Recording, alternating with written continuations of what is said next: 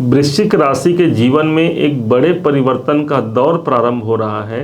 ठीक 1 मई सन 2024 से लेकर के 14 मई 2025 तक के समय तक इस समय पर होना क्या है, देवगुरु बृहस्पति आपके ठीक सप्तम भाव पर समाहित हो जाएंगे वृषभ राशि पर।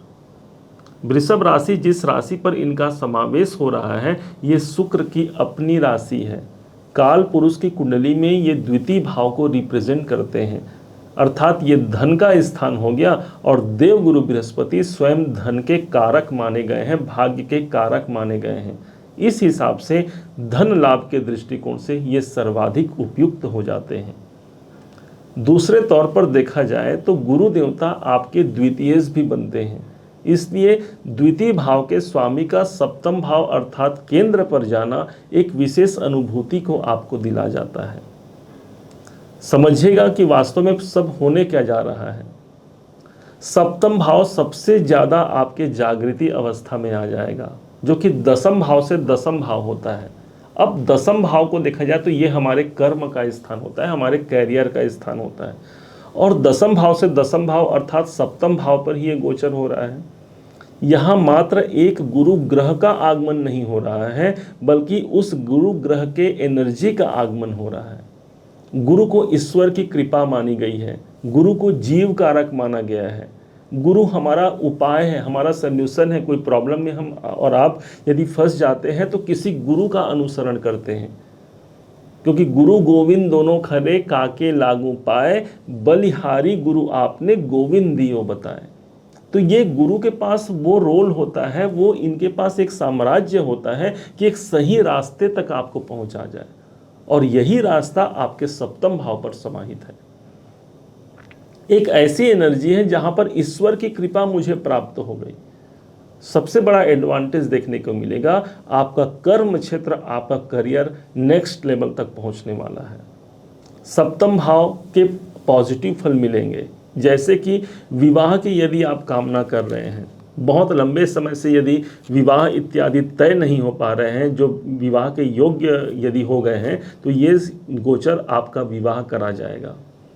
यदि दाम्पत्य जीवन से असंतोष चल रहा है, जीवन साथी या जीवन संगिनी को लेकर के कोई परेशानी चल रही है, तो उनके जीवन में या उनको लेकर के जो परेशानी हमारे जीवन में है, यहाँ पर एक स्थिरता कायम होगा। ये देवगुरु बृहस्पति का एक बड़ा एडवांटेज होगा। सप्तम भाव मेरे पार्टनरशिप का होता है, मेरे साझेदारियों का होता है। तो इस समय पर मेरे साझेदारी से, मेरे पार्टनरशिप से मुझे इनकम निकल करके आएगा। किसी मित्र का एक अच्छा आशीर्वाद, एक मित्र का एक अच्छा योग मेरे साथ बन जाएगा, जिसके द्वारा उसके संग आने से मैं अपने कार्य को एक बेहतर परिणाम पर ले जा सकता हूँ। ये एक पॉजिटिव प्रभाव होगा।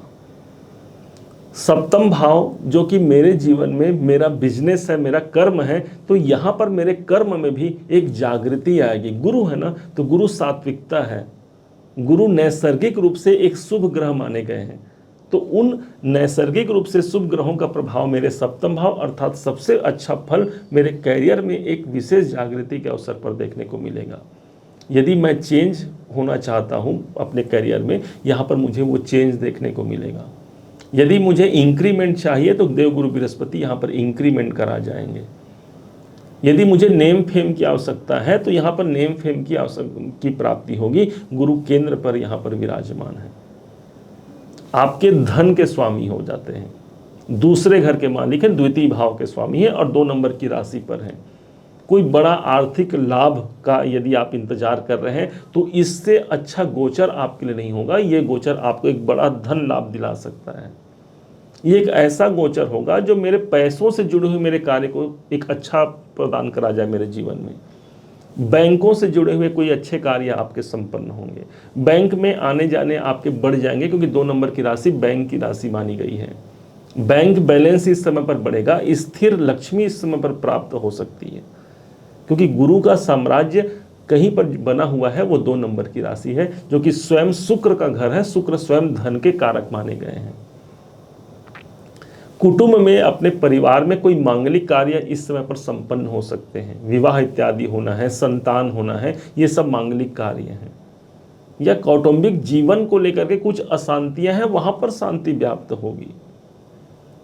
आप देखेंगे इस समय पर आपकी वाणी में ही एक ओज उत्पन्न होगा, बोलचाल की एक नई ऊंचाइयों को आप छू पाएंगे। यदि आपका काम बोलचाल से संबंधित है तो इस समय पर आपके कम्युनिकेशन काफ़ी मजबूत होने वाले हैं। ये गुरु का एडवांटेज होगा जो सप्तम भाव पर ही प्रभावित होंगे। अब यही देवगुरु बृहस्पति आपके अपने राशि से पंचम भाव के स्वामी होते हैं, क्योंकि 8 नंबर आपकी राशि होगी तो 8, 9, 10, 11, 12, तो 12 के स्वामी मतलब मीन के स्वामी भी गुरु हो जाते हैं, जो कि वृश्चिक राशि के लिए एक ऐसे ग्रह बन जाते हैं जो इनके सोचे हुए कार्य को पूर्ण कराने वाले ग्रह होते हैं। तो यदि कुछ सोच रहे हैं आप, कोई जिज्ञासा मन में है कि वो जिज्ञासा मेरी कब पूरी होगी, वो सोच मेरा कब एक नए आयाम को प्राप्त करेगा, तो ये गोचर आपको सपोर्ट करेगा। पंचम भाव मेरे प्रेम का होता है और प्रेम भाव के स्वामी सप्तम में है, तो लव मैरिज या प्रेम विवाह कुछ लोग करना चाहते हैं यदि, तो यहाँ पर वो योग बनेगा। संतान के लिए एक अच्छा संजोग यहाँ पर हो गया। संतान, मान लीजिए आपके बच्चे कुछ कैरियर में उन्नति करना चाहते हैं या उनको धन से जुड़े हुए कोई प्रॉब्लम है, तो संतान के लिए भी यहाँ पर आर्थिक रूप से प्रबलता यहाँ पर सिद्ध होती है। संतान से आपके मित्रवत व्यवहार होंगे, पिता पुत्र का या माता के साथ बच्चे का एक संबंध अच्छा होगा। बच्चों के लिए एक बहुत अच्छा गोचर हो गया ये।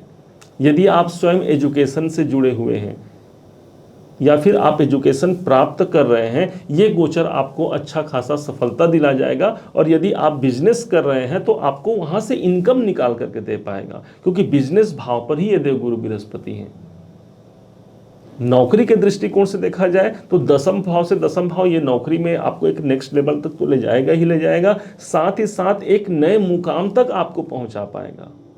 एक मनोनुकूल स्थिति होती है ना कि भाई मैं जॉब तो कर रहा हूं लेकिन मुझे मनोनुकूल स्थिति कब प्राप्त होगी, ये 1 साल का गोचर है। यहाँ पर मेरे जॉब, मेरे कर्म क्षेत्र के अनुसार मुझे मनोनुकूल कार्य यहाँ पर सिद्ध हो सकते हैं।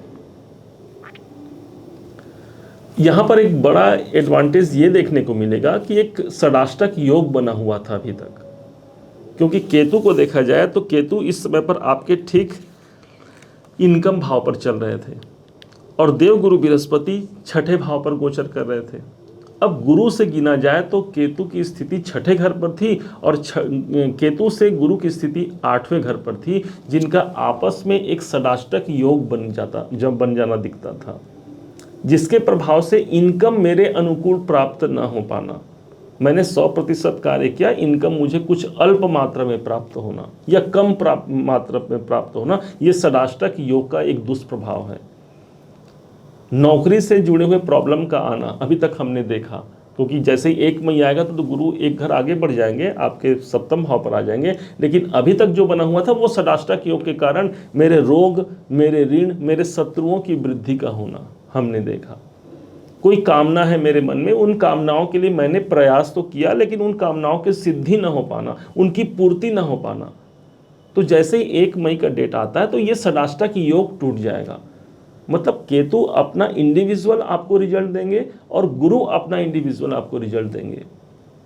और केतु इनकम भाव पर है, कोई अच्छा इनकम जनरेट करके दे सकते हैं, इनकम के नए सोर्स आपके जीवन पर आ सकते हैं, सोशल सर्कल से जुड़ करके आप इनकम ले सकते हैं, बड़े भाइयों से भी सपोर्ट इस समय पर मिलेगा, क्योंकि एकादश भाव मेरे बड़े भाइयों का होता है।